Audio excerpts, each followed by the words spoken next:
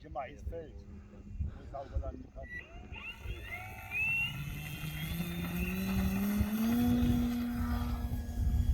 Hat's doch. Also, Obst hat er genug, denke ich.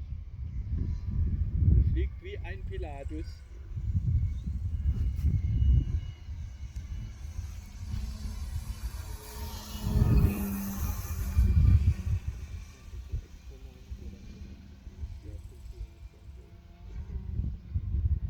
Ja gut, das ist wie jeder halt sein Ding. Ich bin einmal bei Sterne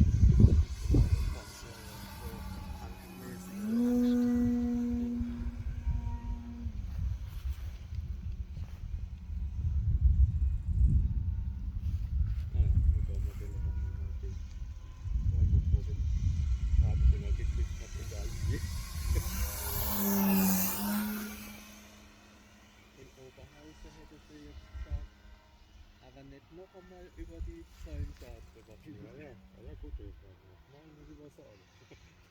Weil die sind schön.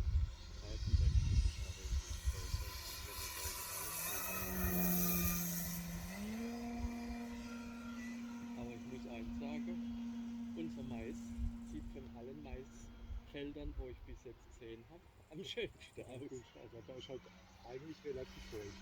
Ja. Aber ist da auch jetzt kurz runter, aber im Vergleich zu anderen Plätzen ist wohl immer noch ein bisschen besser. Ja. Ich war nämlich drüber in Dings, Deutschland, wo es zum, da fahre ich ja immer regelmäßig hin und hole immer unsere 6 Liter ab. Ja. Und da ist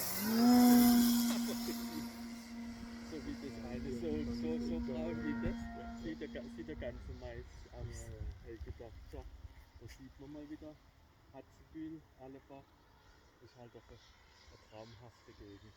Uns kann das keiner, ich mag es aber nicht. Ich habe meine Tieftaufpumpe. Normalerweise habe ich den Sommerbedarf, also wo es nicht so spürbar ist.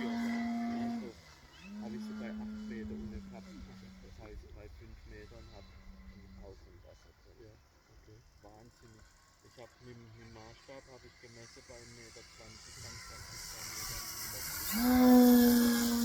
total sauberes Wasser. Also ich habe zwar der Filter Regenwetter kommt, ne, dann hast du halt die Sache draußen und nein, Nee, ist nix.